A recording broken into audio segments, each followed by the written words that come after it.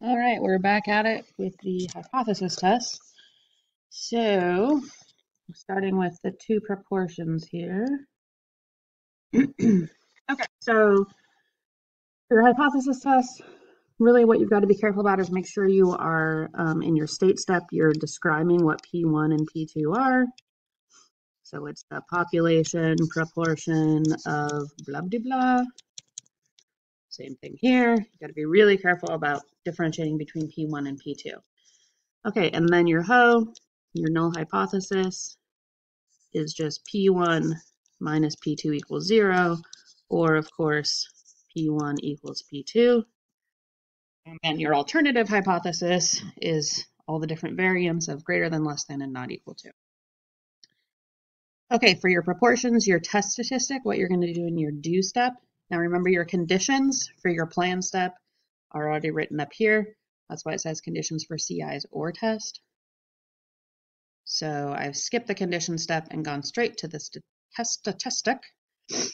All right, and we're going to find a z-score. And we're going to always compare what's the difference in our sample result to our null hypothesis of 0. And then this is where we have our mega square root. And now we are using p hat combined. So the whole idea of p hat combined is, hey, if there's no difference, if our hypothesis is there's no difference between these groups, then why would we separate them at all? Let's just pool them together into one giant proportion.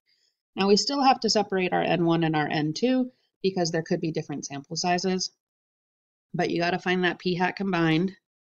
And your p hat combined is just remember your X1, X2 added together and your N1, N2. So this is on top here, your number of successes in each group. And on the bottom here is your sample size. So your total sample size. And that p hat combined is going to be then what you put into that standard deviation portion. Okay, so if we scroll on over to means here, so again, you've got to define mu1 and mu2. So the mean blank, whatever context, mu2, population mean, you should say, of blah. So here, let me change that. Say population. So population mean of blank. So again, it's really important that you differentiate between those two because that will change where your area is when you're finding the difference in your sample results. Okay, in your mu1 minus mu2 equals 0, or mu1 equal mu2. And then again, alternative is just all the variants of that.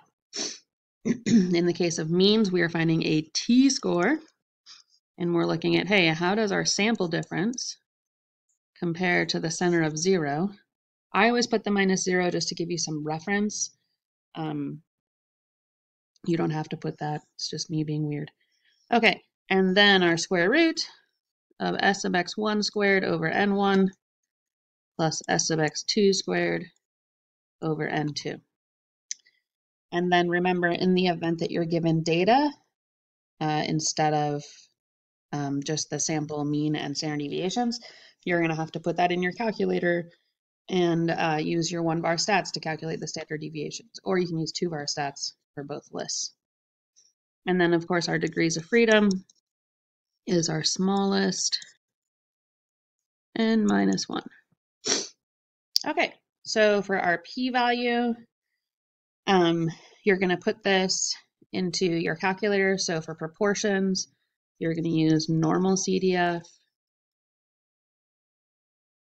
And for means, you're going to use TCDF with your degrees of freedom. And then a few things to note here, right? Like if your alternative is greater than, then your test statistic, which is your z-score or t-score, test that, oh my god, okay. It's really hard to talk and write at the same time here. Okay, so test statistic. Kudos to Sal Khan for doing it so awesomely. All right, so your test statistic, if it's greater than, is your lower bound.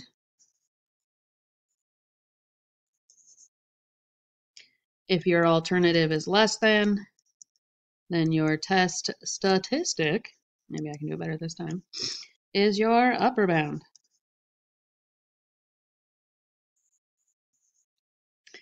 Then if your alternative is not equal to, you got to be careful here. If you have a negative test statistic, then it is your upper bound. And if you have a positive test statistic, then it is your lower bound. And then whatever you get here, remember, you have to double.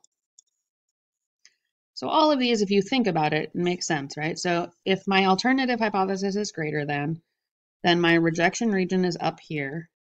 So my test statistic being here, I'm going to find that area to get my p-value. When my alternative hypothesis is less than, then my rejection region is here. So if my test statistic is here, then it's going to be the upper bound. And then, of course, with two-sided, it depends on which side it's on, but you're going to find that area and double it. Okay, and remember, just as a reminder, your p-value is the probability of your sample difference or more extreme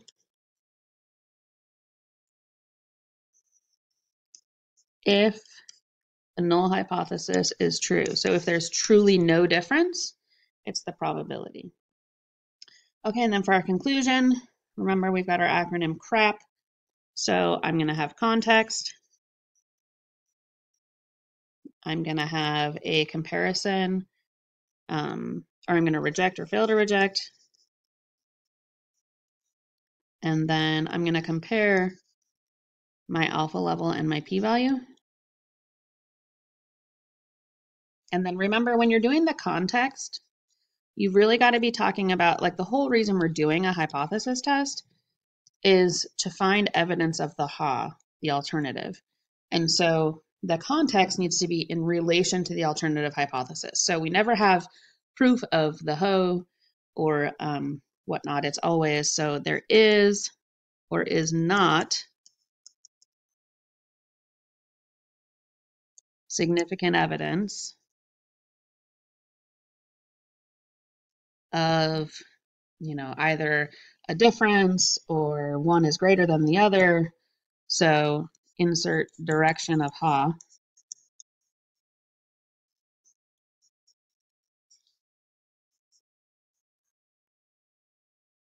Difference between blank and blank, whatever your context is. Okay. So that's our hypothesis test. And then you have your confidence intervals, your conditions, and your samples. This is the meaty, difficult chapter of the whole year.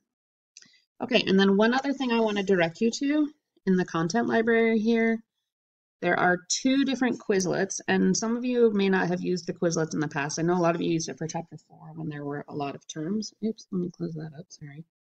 Oink. All right. But I think the Quizlets could be useful for some of you this time around, and I have two different Quizlets. So if I go to my content library here, chapter 10 and Quizlet. So this first one here is just your chapter concepts. So you can go through all these different, there's 36 flashcards, so lots of good stuff. The big ones are, oops, start over.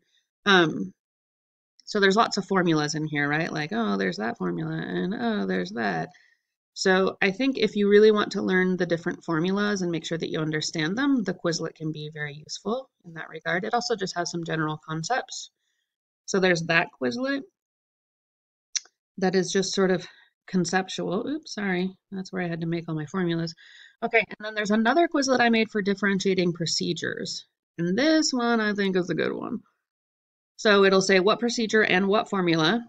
So it'll give you a scenario. So when road conditions are snowy, oh, we know about that. How much faster do people who have four-wheel drive vehicles drive compared to those who have two-wheel drive vehicles? 45 four-wheel drive vehicles and 40 two-wheel drive vehicles were clocked.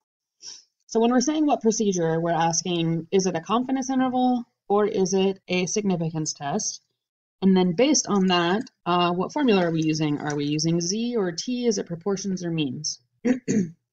So the key giveaway here is when it says how much. When it says how much, I'm not just trying to show evidence of positive or negative. I'm trying to actually find a value. And when I'm trying to estimate a value, that is when I want to use a confidence interval.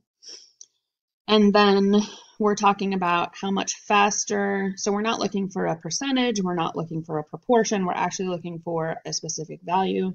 So this is means.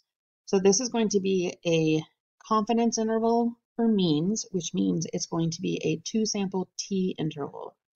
So when you flip the card here, it'll tell you what sort of inference procedure, so a two-sample t interval for means, and it'll also give you the formula. So it gives you practice with both. So again, if I go to the next one, let's see, I'll just pick a different random one. Oops, start over. Boing, boing, boing. Okay, 4,000 drivers using cell phones and 6,000 drivers not using cell phones were observed to compare the accident rates. How much more dangerous are drivers who use the cell phone? Okay, so again, how much more is looking for a value. So that should be the indicator of confidence interval. And then I see the word rates here. And rates corresponds to a proportion or a percentage. So I'm comparing a proportion from this 4,000 to a proportion from this 6,000. So that is proportions, and it is a confidence interval. So we are going to do a two-sample Z interval for proportions. And so that's what it talks about here. And then here you have your formula. So notice this formula, remember, is based on the sample result. And it is not the pooled combined proportion because we're not saying there's no difference. We're trying to find what the difference is. Okay, so I think that this particular Quizlet could be very useful in just some additional study on formulas and knowing what's what. All right, and then if we go back to the agenda from today, and I'll put the YouTube links in here. So just as a reminder for review for the exam, you've got your homework, you've got your exit questions, there's review problems in the book, and all the answers are in the back of the book, or of course you can use Slater. There's those Quizlet reviews, there's a multiple choice practice on OneNote that I distributed to all of you, there's the multiple choice practice in the book, and the FRQ practice in the book. I was going to look at the FRQs, I don't have enough time. There's a 15-minute max on these videos because I'm using a free screen recorder. And then just to let you know, exit question submissions and revisions are due at midnight tonight. So even if you haven't done an exit question, like you missed one, it's going to be late, right? You'll only get 2 out of 3. But the idea is that if you attempt it and get feedback on it, that's probably going to be a really good learning experience. So I would not be so focused on the points, and I would be really focused on what it is you're going to learn through answering that question. Okay. I think that should cover it. I'm just going to really quickly, I guess, look at the book problems. The book problems here have these section summaries, which again are really useful. They have all of the formulas. Yay. Okay. Oh no, I only have 1 minute left. Scrolling, scrolling, scrolling. Meow. Okay, so if I look at the FRQs here. Oh, you don't want the cumulative practice test. Okay, so here's my FRQs. There's 3 of them. One of them is constructing an interval. Another one is carrying out a test, and type 1 and type 2 error. Those are good review. And then this one, you have to actually put data in your calculator and talk about the test, and then, actually you don't have to put it in your calculator. It's just saying what to do. So all of these are good ones. And again, answers are all on Slater. So good luck. Email me if you have any questions, and hopefully I'll see you tomorrow. But probably 2 hours late, seeing as how I've got 2.5 feet of snow outside. All right, toodles.